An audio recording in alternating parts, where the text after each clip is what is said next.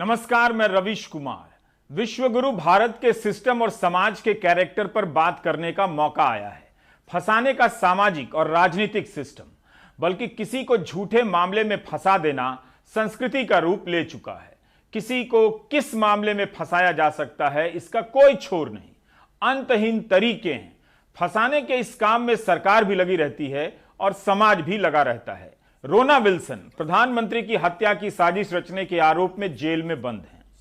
हाल ही में खबर आई कि रोना विल्सन के कंप्यूटर में किसी ने डाका डाला, घुसपैठ की और साजिश से लगने वाले दस्तावेज की फाइल उनके कंप्यूटर में छोड़ दी और रोना विल्सन 2 साल से सलाखों में बंद हैं। खबर आई और चली गई। कायदे से इस बात पर समाज और सिस्टम में हंगामा मच जाना चाहिए था, मगर किसी ने खास ध्यान नहीं दिया कि किसी को आतंकवाद से लेकर हत्या के आरोप में इतनी आसानी से फंसाया जा सकता है। जिस देश में किसी पर अवैध रूप से राष्ट्रीय सुरक्षा कानून रासुका लगाकर महीनों जेल में बंद किया जा सकता हो, वहां वो लोग वाकई किस्मत वाले हैं जो कभी नहीं फंसाए गए हैं। बल्कि वैसे लोगों के भी कई डर होते हैं, जिसमें एक डर यह तो होता ही है कि कहीं कोई ना फंसा दे, क्योंकि सबको पता है कि फंसाया जा सकता है। फंसाते फंसाते हम कहां तक आ गए हैं, इसकी एक मिसाल आपको देने जा रहा हूं। कथा बेहद दुखद है, लेकिन यही तो विश्वगुरु भारत के सिस्टम की कथा है। उत्तर प्रदेश के मोहनलालगंज के सांसद कौशल किशोर के बेटे आयुष को 3 मार्च की सुबह सुबह गोली मारी गई। शुक्र है वह सलामत है और इलाज के बाद घर आ गया है। कौशल किशोर एक सांसद हैं, फिर भी कहते हैं कि उन्होंने थाने में तहरीर नहीं दी, लेकिन एक सांसद के बेटे को गोली मारी गई हो, जाहिर है पुलिस के होश उड़ गए होंगे। जांच में पता चला कि बेटे ने खुद को ही गोली मारने की साजिश रच डाली ताकि वह 5-6 लोगों को फंसा सके। इतने ब्रिलियंट युवाओं से भरे इस देश को अगर विश्व गुरु का दर्जा ना मिले तो सारी यूनिवर्सिटी को अगले मंडे से ही बंद कर देनी चाहिए। आयुष ने खुद को गोली मारने के लिए भाड़े पर गुंडे नहीं बुलाए, बल्कि अपने ही साले को इस काम में लगा दिया। गोली साले ने चलाई। इस कहानी पर आप रो सकते हैं, हंस सकते हैं और दूसरे की रामायण छोड़कर अपनी रामायण में रम सकते हैं। 5 अन्य लोगों को फंसाने के चक्कर में पत्नी का भाई अपराधी हो गया। उसने गोली चला दी जिज्जा जी पर। अब पता नहीं इस खेल में दीदी को जानकारी थी या नहीं, जांच हो रही है। फंसाते फंसाते हम यहां तक आ गए हैं। उनका ये भी कहना था कि बहनों ने जब इनको कहा था गोली चलाने के लिए हिचकिचाए, मना किया, लेकिन उन्होंने कहा नहीं, तुम घबराओ मत, तुम डरो मत, मैं सब कुछ मैनेज कर लूंगा। उन्होंने पहले एक गोली चलाई, दीवार पर चलाई, दूसरी गोली इन पर चलाई, जो बगल से छूते हुए निकल गई। तो अभी सांसद जी के बेटे के साले का ये कहना है कि वो इस घटना में कुछ लोगों को फंसाना चाहते थे, कुछ 2-3 नाम भी लिए हैं, लेकिन हम जब तक सांसद जी के बेटे से पूरी तरह तहकीकात नहीं कर लेते हैं, पूरी तरह पूछताछ नहीं कर लेते हैं, तब तक हम उस घटना के पीछे की वजह के बारे में नहीं बताना चाहिए। अभी तक जो हमें पता चला है कि इन्होंने, सांसद जी के बेटे ने प्रेम विवाह या अंतरजातीय विवाह किया था और उस अंतरजातीय या प्रेम विवाह के बाद ये अपने पिता से अलग रह रहे थे। संभवतः पिता ने इनकी शादी को और अपनी पुत्रवधू को स्वीकार नहीं किया था, लेकिन ये बात इस घटना के पीछे थी या नहीं थी, ये देखना भी बाकी है। यही कारण था कि मुझे फंसाने के समाजशास्त्र पर इतना लंबा कहना पड़ा। आयुष को पुलिस पर भरोसा लगता है कम था, वरना 5 या 50 लोगों को भी पुलिस की मदद से फंसाया जा सकता था। इस काम में पत्नी के भाई यानी साले को फंसाने की जरूरत नहीं थी। अपनी बात के प्रमाण में इन खबरों को दिखा सकता हूं। पिछले साल मार्च में सुप्रीम कोर्ट ने 5 लोगों को बरी किया। ये 5 लोग फंसाए जाने के कारण 16 साल जेल में रहे। मैं चाहता हूं कि आप हंसें। नहीं हंस पा रहे हैं तो आपकी समस्या है।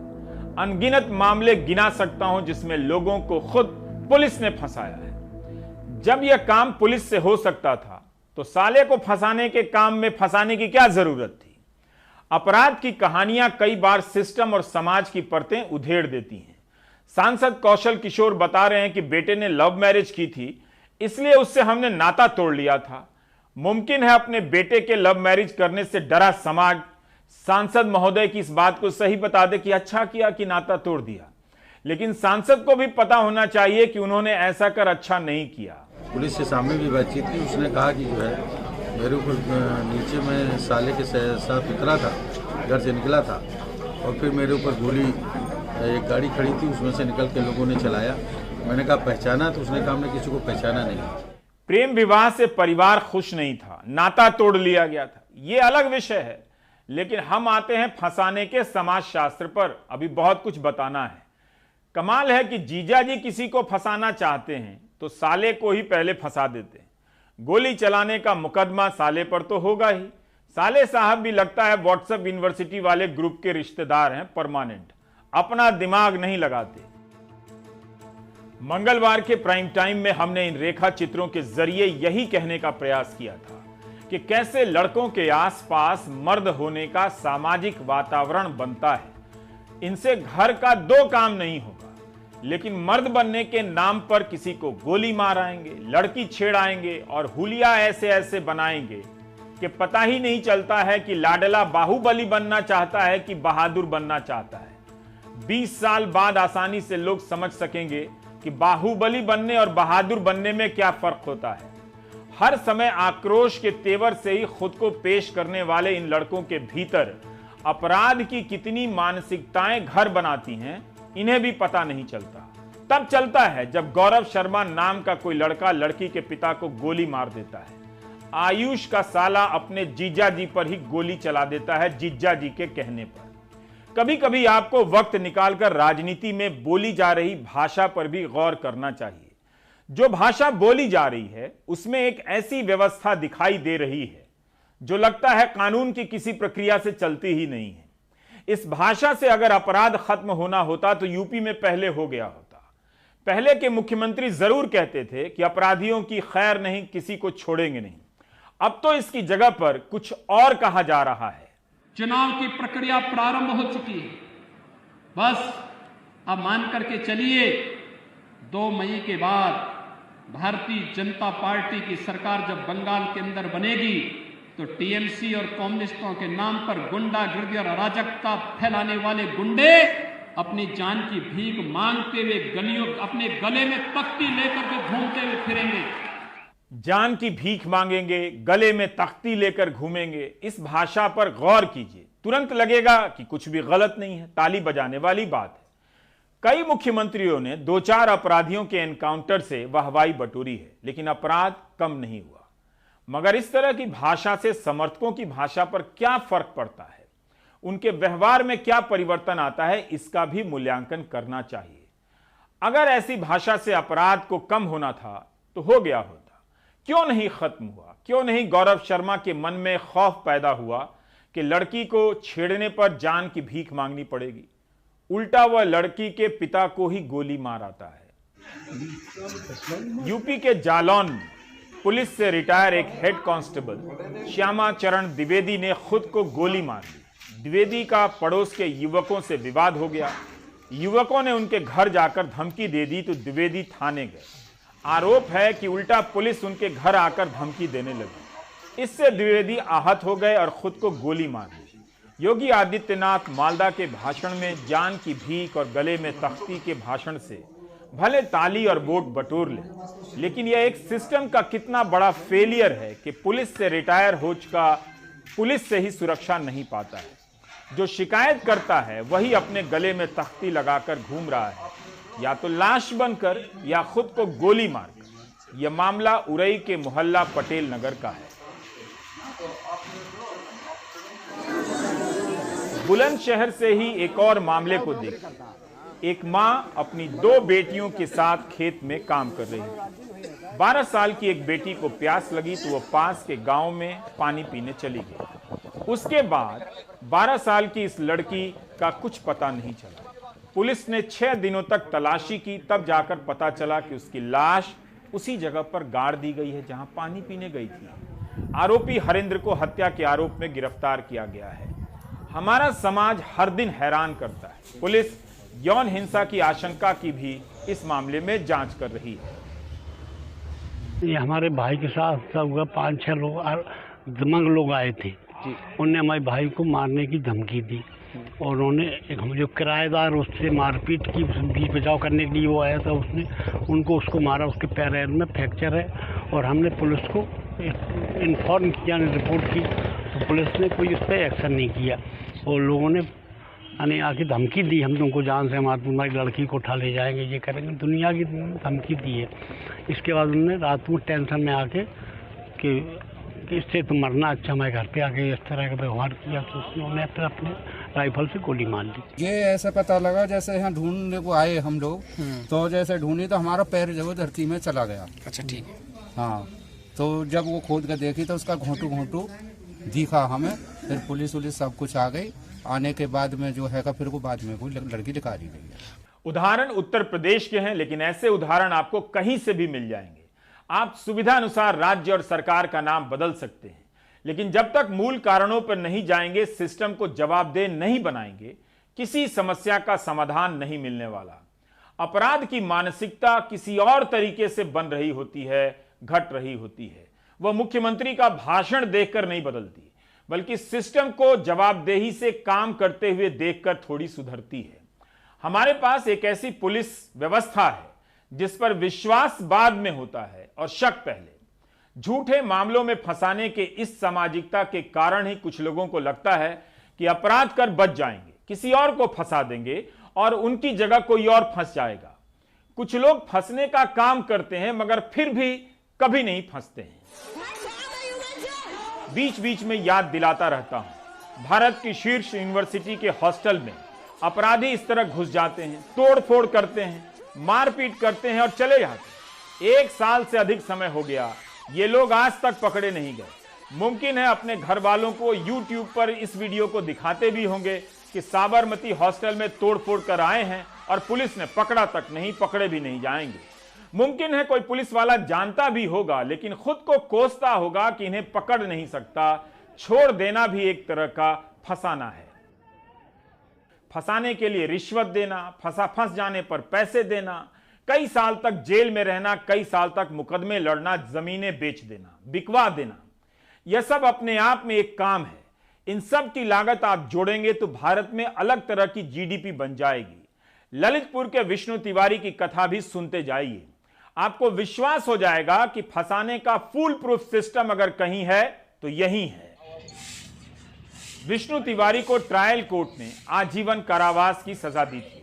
यूपी के ललितपुर के सिलवान गांव के रहने वाले विष्णु तिवारी साधारण परिवार के थे।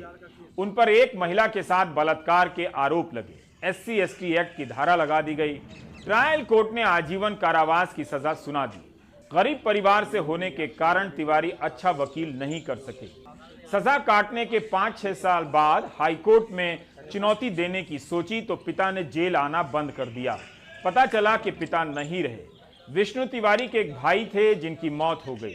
पूरा परिवार खत्म हो गया।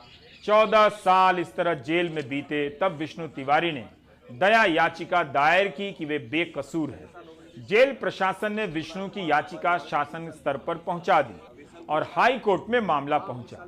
इलाहाबाद हाई कोर्ट ने तिवारी को बेकसूर पाते हुए रिहा करने के आदेश दिए हैं। लाइव लॉ ने इस आदेश की रिपोर्टिंग की है। लिखा है कि न्यायमूर्ति डॉक्टर कौशल जयेंद्र ठाकुर और न्यायमूर्ति गौतम चौधरी की खंडपीठ ने कहा है कि पीड़िता की गवाही विश्वसनीय नहीं है। अदालत ने पीड़िता के बयान में कई अंतर्विरोध पाए हैं। मेडिकल रिपोर्ट ने भी आरोपों का समर्थन नहीं किया है। कोर्ट ने कहा है कि FIR से लेकर PW 1, 2 और 3 के बयानों तक पूरे सबूतों को देखने के बाद हमें ऐसा कुछ नहीं मिला कि अपराध इसलिए हुआ था क्योंकि पीड़िता एक निश्चित समुदाय से संबंध रखती थी। फर्जी फंसाया गया था पैसों के चक्कर में।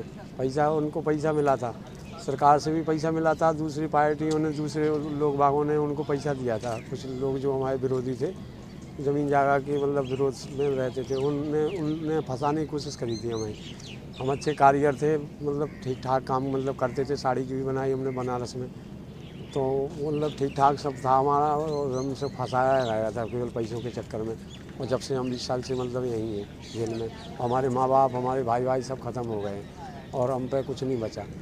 तो हमारे वकील सब खा गए। रिकवरी भरी थी ज़मीन बेच के, वो भी पूरे पैसा खा गए, वकील भी, रिकवरी का भी। तो 30% भरने पड़ता है, बता रहे लोग बाग के 3% भरने पड़ता है। लेकिन हमारे पिताजी पैसे थे सीधे साधे से, उनने पूरा पैसा भर दिया था। और उस टाइम आज 10 लाख की एकड़ नहीं मिलेगी वो ज़मीन, जो हमारी 40,000 की एकड़ बिक गई और बर्बाद हो गए। मकान भी गिरा पड़ा है। विष्णु जी ये बताइए कि सब मौतें हो गई हमारी, 4 घर में मौतें हो गई, 4 घर में मौतें हो गई। हम तो क्या कर सकें, हम बेकार हो गए, 20 साल में टूट गए। किससे शिकायत शिकवा अपना रोते, कोई सुनने वाला भी नहीं था। 4 दीवारी के अंदर कोई नहीं सुनता। ये तो समझ लो ऐसे काला पानी जैसी जेल है। इसमें कोई ऐसी वो नहीं है कि कोई आदमी सुनने वाला हो, और कोई अंदर मीडिया नहीं जाती कि किसी से अपना दुखड़ा भी रो सको। और न फ़ोन की, हमारा फ़ोन भी नहीं, जब से फ़ोन की व्यवस्था हुई, जब से फ़ोन भी नहीं करवाया गया, फार्म भी हम पे रखा रहा, वो भी हमारा पास नहीं हुआ। विष्णु तिवारी का जीवन बर्बाद हो गया। अदालत ने इंसाफ कर दिया, लेकिन क्या यह इंसाफ है? कहा जाता है कि न्याय व्यवस्था में भरोसा रखिए, लेकिन उस भरोसे के बदले विष्णु तिवारी को क्या मिला? उनकी याचिका में कमी थी जिसे 16 साल तक ठीक नहीं किया जा सका। इलाहाबाद हाईकोर्ट ने अपने फैसले में लिखा है कि सबसे दुर्भाग्यपूर्ण इस मुकदमेबाजी का पहलू यह है कि अपील को जेल के माध्यम से दायर किया गया था। यह मामला 16 साल की अवधि के लिए एक डिफेक्टिव मामले के रूप में रहा, और इसलिए हम आमतौर पर डिफेक्टिव अपील संख्या का उल्लेख नहीं करते, लेकिन हमने इसका उल्लेख किया है। जिस तरह एक सांसद का बेटा किसी को फंसाने के लिए अपने ही साले से खुद पर गोली चलवा देता है, उसी तरह कोई विष्णु तिवारी किसी के फंसाने से 20 साल के लिए जेल चला जाता है। उरई में एक हेड कांस्टेबल दबंगों से इतना डर जाता है, अपनी ही पुलिस से असुरक्षित हो जाता है कि खुद को गोली मार लेता है। यह कोई पहली और आखिरी कहानी नहीं है, हर दिन की कहानी है। सिस्टम ऐसा होना चाहिए कि किसी विष्णु तिवारी को बिना किसी गलती के 20 साल जेल में ना सड़ना पड़े, और किसी चांद, जुनैद, इरशाद को बिना सबूत के 11 महीने जेल में नहीं रहना पड़े, और किसी नौदीप कौर को थाने के भीतर जाति को लेकर कोई गाली ना दे। इसकी राजनीति होनी चाहिए कि किसकी पुलिस ईमानदार और जवाबदेह है, लेकिन इसकी जगह राजनीति में धर्म की बातें होने लगी हैं। धर्म की बातें सत्य और साहस की स्थापना के लिए होती हैं, मगर राजनीति में धर्म का मकसद ये नहीं होता। आप भी जानते हैं कि किस लिए धर्म की बातें राजनीति में होने लगी हैं। नेता भी डर जाते हैं, जैसे ही धर्म का मामला आता है बिना किसी सोच विचार के उसे आस्था का मामला घोषित कर दिया जाता है और सब हां में हां करने लगते हैं। ऐसा करने वाले नेता धर्म की गरिमा कम करते हैं। धर्म का संबंध अगर सत्य और साहस से नहीं है तो वह धर्म नहीं हो सकता। याद रखिएगा, धर्म जब भी राजनीति में आता है राजनीति को खोखला कर देता है, उसका सत्यानाश कर देता है। आप धर्म के डर से राजनीति पर सवाल नहीं करते। इस टिप्पणी पर अलग से विचार कीजिएगा कि धर्म ने राजनीति को आखिर कितना बेहतर बनाया है। सुनील मंडल महाशय, एक्स एमपी दोसरो तिर्के महाशय, ये शुवेंदु अधिकारी हैं। पहले तृणमूल कांग्रेस में थे, अब बीजेपी में आ गए। बीजेपी शुवेंदु अधिकारी मुकुल रॉय और शोभन चटर्जी का नाम लेकर शारदा और नारदा घोटाले से जोड़ा करती थी और मुद्दा बनाती थी। 2014 से 2021 आ गया, लेकिन इस स्कैम की जांच मंजिल पर नहीं पहुंची, मगर आरोपी बीजेपी में पहुंच गए। शुवेंदु अधिकारी का नाम एक स्टिंग ऑपरेशन में आया था। द प्रिंट की एक रिपोर्ट में लिखा है कि शुवेंदु अधिकारी के खिलाफ चार्जशीट दायर करने के लिए अप्रैल 2019 में सीबीआई ने लोकसभा स्पीकर से अनुमति मांगी थी। अब शुवेंदु बीजेपी में है। इन्हीं सब प्रसंगों से लगता है कि जांच एजेंसियों और छापों का इस्तेमाल किस लिए हो रहा है। यही नहीं, शुवेंदु अधिकारी के बीजेपी में शामिल होने के वक्त की कई अखबारों की रिपोर्ट पढ़िएगा। बहुत कम में इन बातों की जानकारी मिलेगी कि पुराना आरोप क्या लगाया जाता था इनके ऊपर। जहां है भी वहां 1-2 लाइन की। इस तरह घोटाले का सारा प्रसंग ही आज के पाठकों के सामने से गायब कर दिया जाता है, स्मृतियों से मिटा दिया जाता है। हमारे सहयोगी अखिलेश शर्मा ने इन आरोपों को लेकर नितिन गडकरी से एक सवाल किया। हमारे पास जो आता है वो पवित्र हो जाता है, क्योंकि कोई भी व्यक्ति गुणों दोषों के साथ आता है, उसके दोष कम हो जाते हैं और पार्टी के प्रभाव में, हमारी संगठन पद्धति में वो भी हमारे जैसा अच्छा बर्ताव करता है। यही हमारा अनुभव। जैसे ममता बनर्जी कहती है कि बीजेपी वॉशिंग मशीन है, या धुल के सब साफ हो जाते हैं। अगर वो कहती है तो ये सच है, क्योंकि हमारे पास आकर कहीं से भी लोग आते हैं और बदल जाते हैं और बाद में एकदम अच्छा काम करते हैं। इसका इतिहास साक्षी है। सही होने का यह तरीका विचित्र है। फिर जांच एजेंसियां क्या जांच कर रही थी? सीबीआई क्या कर रही थी? अदालत में ये मामले हैं और अदालत का वक्त बर्बाद क्यों किया जा रहा है? अगर बीजेपी में जाने से लोग गलत से सही हो जाते हैं तो फिर छापे से लेकर कोर्ट मुकदमा तक की जरूरत क्या है? जेल की भी क्या जरूरत है? ऐसे प्रसंगों के रहते आप फिल्म निर्माता निर्देशक अनुराग कश्यप और अभिनेत्री तापसी पन्नू के यहां पड़े आयकर छापे को कैसे देखेंगे? दोनों ही सरकार की नीतियों को लेकर मुखर रहे हैं और बोलते रहे। आयकर और ईडी विभाग के छापों की हालत यह हो गई है कि किसके यहां छापा पड़ रहा है उसी से पता चल जाता है कि छापा क्यों पड़ रहा है। इसलिए छापे की खबर के साथ यह प्रतिक्रिया भी आने लगी कि अनुराग और तापसी के यहां छापा उन्हें चुप कराने के लिए पड़ा है। ईडी और आयकर विभाग को एक सूची बनाकर देनी चाहिए कि अभी तक ऐसे कितने लोगों के यहां छापे पड़ चुके हैं जो सरकार की नीतियों का विरोध करते रहे हैं और उन छापों का स्टेटस रिपोर्ट क्या है। विकास बहल और मधु मटेरा के घरों दफ्तरों में भी छापे पड़े हैं। सूचना प्रसारण मंत्री ने कहा है कि इनकम टैक्स विभाग को जिसके बारे में जो भी जानकारी मिलती है वह उसके आधार पर उसकी जांच करती है, बाद में मामला कोर्ट में जाता है। जो भी कंगना के विरुद्ध में बोलेगा उसके ऊपर गुना दाखिल हो रहा है, यही है ना, या उसको पनिशमेंट दी जा रही है। आईटी की रेट ये तो सेंट्रल गवर्नमेंट, यहाँ पे डेमोक्रेसी तो बची ही नहीं है। सेंट्रल गवर्नमेंट जिस अरेरावी से कामकाज कर रही है वो तो देखो, संविधान रखते हैं या नहीं रखते हैं ये 8-5 साल। तो आपको लग रहा है कि पॉलिटिकली पूरी तरह से रेड हो रही है, जो कर की चोरी का मामला बताकर? इनकम ऐसा है, जो उनके बाजू में बोलेगा वो भगवान, जो नहीं बोलेगा वो देशद्रोही। ये है हमारा डेमोक्रेसी में राइट है, कॉन्स्टिट्यूशनल राइट है कि हम अपनी बात को रख सकते हैं। लेकिन भाजपा के लोग जो हैं लगातार जो कॉन्स्टिट्यूशनल इंस्टीट्यूशन है जैसे सीबीआई है, ईडी है, इनकम टैक्स है, इसका दुरुपयोग करके अपना राजनीतिक फ़ायदा उठाना चाह रहे हैं। ये पूरा पॉलिटिकल वेंडेटा है और ये तो अब हर सेक्टर में जाइए, मतलब एक तानाशाह बैठा है, उसको अपने खिलाफ जो है, जो जनता की जो आवाज़ है उसको नहीं सुनना है। वो अपने मन मर्जी के हिसाब से सारे इंस्टीट्यूशन को जो है तबाह किए हुए। फंसाने की संस्कृति भारतीय समाज और सिस्टम का अभिन्न अंग बन चुकी है। इन छापों से क्या निकलेगा वो तो बात की बात है, लेकिन इससे गोदी मीडिया को डिबेट का एक वैध टॉपिक मिल जाता है। उसी तरह से अगर आप 2014 के दौर का डिबेट निकाल कर देखेंगे तो शारदा और नारदा मामले में जिन चेहरों को बार बार दिखाकर डिबेट चलाया जाता था वो चेहरे अब बीजेपी में नजर आएंगे। फारूक अब्दुल्ला के खिलाफ एक याचिका दायर की गई थी कि उन्होंने लाइव बयान दिया है कि अनुच्छेद 370 को बहाल करने के लिए वह चीन की मदद लेंगे, जो स्पष्ट रूप से देशद्रोह है। याचिकाकर्ता ने कहा है कि अब्दुल्ला कश्मीर को चीन और पाकिस्तान को सौंपने की कोशिश कर रहे हैं, इसलिए संसद से उनकी सदस्यता समाप्त की जानी चाहिए और जेल भेज दिया जाना चाहिए। याचिकाकर्ता ने भाजपा के प्रवक्ता संबित पात्रा के एक बयान पर भरोसा किया कि अब्दुल्ला जम्मू और कश्मीर के लोगों को गुमराह करने के लिए चीन में शामिल होने के लिए संविधान के अनुच्छेद 370 की बहाली करना चाहते हैं। संसद में बहुमत से पास कानून कई बार सुप्रीम कोर्ट में भी खारिज हो जाते हैं और कई बार संसद भी बहुमत से पास कानूनों को वापस ले लेती है। जस्टिस संजय किशन कौल और जस्टिस हेमंत गुप्ता की बेंच ने याचिका करने वाले पर 50,000 रुपए का जुर्माना लगा दिया है। 50,000 का जुर्माना इसलिए लगाया गया क्योंकि कोर्ट के सामने याचिकाकर्ता साबित ही नहीं कर पाए कि फारूक ने अनुच्छेद 370 पर चीन और पाकिस्तान से मदद मांगी थी। कोर्ट ने कहा कि सरकार की राय से अलग और असहमति वाली राय रखने वाले विचारों की अभिव्यक्ति को देशद्रोह नहीं कहा जा सकता है। किसान आंदोलन का कवरेज कम हो गया है, इसका मतलब यह नहीं कि किसान आंदोलन बंद हो गया है। दिल्ली की सीमाओं पर किसानों ने सर्दी और बारिश का सामना करने के बाद अब खुद को तेज गर्मी के लिए तैयार करना शुरू कर दिया है। गाजीपुर बॉर्डर के NH9 पर नदी किनारे की घास फूस से किसान अपने रहने के लिए झोपड़ियां बनाने लगे हैं।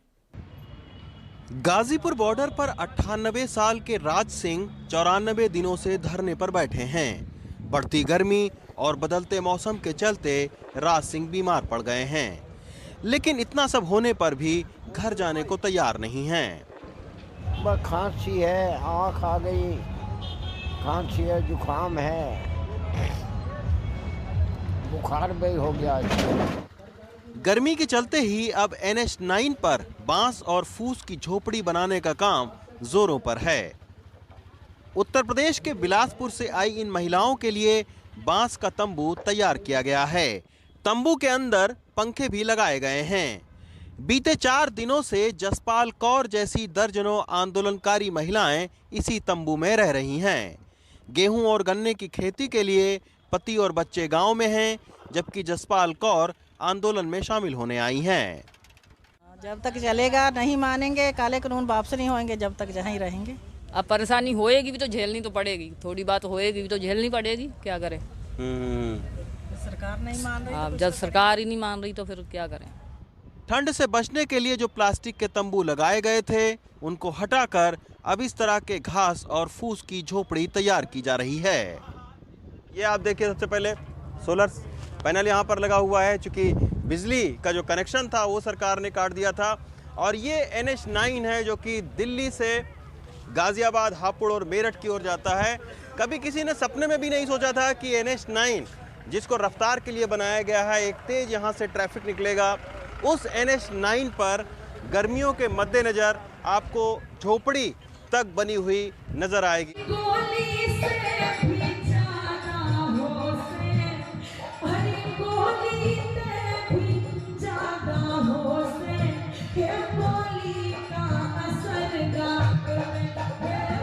गाजीपुर बॉर्डर के सभा स्थल पर इस तरह का बड़ा पंडाल भी लगाया गया है। टीवी स्क्रीन भी लगी है, लेकिन राकेश टिकैत अब गाजीपुर बॉर्डर पर कम रहते हैं और देश के अलग अलग हिस्सों में पंचायतें ज्यादा कर रहे हैं। यही वजह है कि यहाँ किसानों की तादाद भी घटी है। तो आज की तारीख में संख्या में 19-20 बात दिन में हो जाती है, क्योंकि काम चल रहा गेहूं का, गन्ना बुवाई का, गन्ना कटाई का। लेकिन अपनी ड्यूटी पर रोटेशन प्रणाली भी हमने बनाई हुई है, आप लोगों को बता के बनाई थी। हमने लोगों को रोटेट करने का काम किया, जिससे लोगों का थोड़ा सा मन भी चेंज होता रहता है और घर का काम भी बर्बाद नहीं होता। ट्रैक्टरों का भी लगाया है, ट्रैक्टर आए 5 दिन 8 दिन जितना उसको समय है उतना रहेगा, जब दूसरा ट्रैक्टर आ जाएगा उस जगह पे तब वो रिप्लेस हो जाएगा। दिल्ली के बॉर्डर पर हजारों किसान शांतिपूर्ण तरीके से धरना दे रहे हैं, लेकिन सरकार से बातचीत न होने के चलते अब किसान आंदोलन का भविष्य क्या होगा, इस सवाल का जवाब न तो किसान के पास है, न सरकार सीधे तौर पर कुछ बोल रही है। गाजीपुर बॉर्डर से रवीश रंजन शुक्ला, NDTV इंडिया। बाकी ब्रेक के बाद।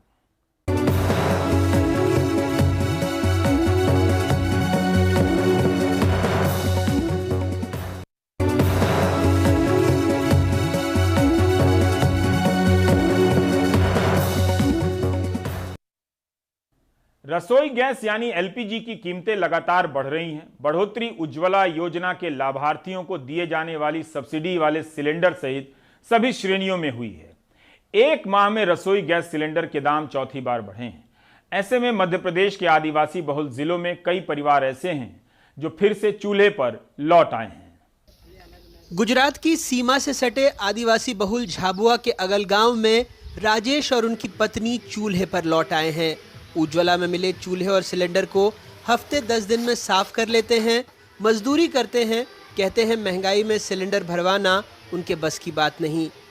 घर बार चलाए हैं कि क्या करें, कैसे भरवाएं, आगे से डले तो और भी हम भरवा लें। तो अभी चूल्हा किस काम आता है? चूल्हा अभी ऐसा है, टंकी भरवाए तो चूल्हा काम में आएगा। गैस पर खाना बनाते तो वो अच्छा रहता, और चूल्हे पे बनाते तो वो धुआं लगता बहुत। तो फिर क्यों नहीं भरा रहे हैं गैस? तो आगे से पैसे नहीं आए इसलिए भरवाए नहीं। राज्य के दूसरे छोर पर महाराष्ट्र से लगा आदिवासी बहुल बालाघाट। यहाँ भी शारदा मुन्नीबाई जैसी महिलाओं को चूल्हे पर लौटना पड़ा। अभी पैसा तो नहीं भरा दी। हमारे गैस में ये है कि हमारे पास पैसे ही नहीं है, तो काय में गैस भराएंगे। 800 रुपये गैस हो गई जी, बताओ आप। तो उज्ज्वला के कई हितग्राही तो चूल्हे पर लौट आए, लेकिन चाय की दुकान चलाने वाले अनिल जैन या अनीता श्रीवास्तव जैसी गृहिणियों के पास तो विकल्प भी नहीं है। गैस के दाम बढ़ने से बहुत नुकसान हो रहा है। किस तरह से? लागत ज़्यादा आ रही है, कम प्रॉफिट कम हो रहा है। गैस के दाम निरंतर बढ़ते ही जा रहे हैं, जिससे हम लोगों के दैनिक जीवन में बहुत प्रभाव पड़ रहा है। पहले सब्सिडी 5 रुपए थी, 105 रुपए थी, अब 5 रुपए कर दिया। कितनी ज़्यादा परेशानी हो रही है, दिन पे दिन बढ़ाते जा रहे हैं गैस। पहले 450 रुपए था, धीरे धीरे बढ़ा के 800 रुपए। अब खुद ही सोच सकते हैं आप लोग कि कितनी परेशानी होती होगी हम लोगों को घर चलाने में। दैनिक व्यवस्था पूरी बिगड़ती जा रही है। हालांकि सरकार राजेश या मुन्नी बाई के घर को नहीं देखना चाहती, वो चाहती है योजना के विज्ञापन को भी मीडिया दिखाए। कांग्रेस का कहना है इन बातों से स्पष्ट हो रहा है कि महंगाई बढ़ रही है और सरकार के पास जवाब नहीं है। पहली बार कोई प्रधानमंत्री ऐसे आए जिन्होंने उन बहनों की चिंता की जिनकी आंखें खराब हो जाती थी लकड़ी के चूल्हे से, जिन पे सांस की बीमारी हो जाती। नहीं, अरे बटे हैं, कहाँ से इश्तिहार हो गया? सर, उनके पास पैसे नहीं, इतना मुझे बड़ा आश्चर्य होता है कि आप इस तरह की बात, जिनको मिला है आप उनकी बातें नहीं कर रहे। नहीं सर, मिलने के बाद लाखों बटे हैं, आप जाकर उनका घर देखिए। वहीं से देखकर नहीं, आप क्या मालूम कहाँ देख के आते हो। अब एक दो जगह के आप कहाँ के फुटेज लेके आए, मैं उस पर नहीं बोल सकता। अब कौन से आंकड़े हैं, कहाँ से आपके पास आ गए, आप ही के चैनल के पास ऐसे आंकड़े आते हैं, मुझे आश्चर्य है। सब लोग एक ही बात कह रहे हैं कि 7 साल पहले मोदी जी कहते थे कि वो हमारे देश की GDP 2 डिजिट्स पे लाएंगे, और अब सब लोग ये कह रहे हैं पूरे देश भर में अगर GDP बढ़ी है तो गैस, डीजल, पेट्रोल की GDP बढ़ी है, जिससे कि जो आम उपभोक्ता है उन पर और बड़ा बोझ आ रहा है। हमें आज उम्मीद थी बजट में भी कि मध्य प्रदेश सरकार डीजल, पेट्रोल का वैट कम करेगी, लेकिन ऐसा कोई इसमें प्रावधान नहीं है, जिससे कि स्पष्ट हो रहा है कि आने वाले समय में मध्य प्रदेश में भी महंगाई बढ़ती जाएगी। प्रधानमंत्री उज्ज्वला योजना के तहत 1600 रुपए की आर्थिक सहायता प्रदान की जाती है। इस राशि से लाभार्थी गैस कनेक्शन ले सकता है। वित्त मंत्री निर्मला सीतारमण ने 2021-22 के बजट में 1 करोड़ और लोगों को LPG गैस कनेक्शन देने की घोषणा की है। पिछले 11 महीनों में LPG सिलेंडर के दाम 40% तक बढ़ गए हैं। अखबारी इश्तिहार में सरकार ये तो बताती है कि कितने करोड़ लोगों को उज्ज्वला योजना से जोड़ा गया, लेकिन ये छिपाती है कि महंगाई की वजह से कितने हितग्राहियों ने वापस चूल्हे की ज़िंदगी में या चूल्हे के अंधेरे में हितग्राही लौट आए हैं। मंत्री जी चाहते हैं मीडिया भी सरकारी इश्तिहार बन जाए, बताए कि मौसम कितना गुलाबी है। अफसोस ये हमारा काम नहीं। बालाघाट से रुपेश और भोपाल से कैमरा पर्सन रिजवान खान के साथ अनुराग द्वारी, NDTV इंडिया। आप देख रहे थे प्राइम टाइम। नमस्कार।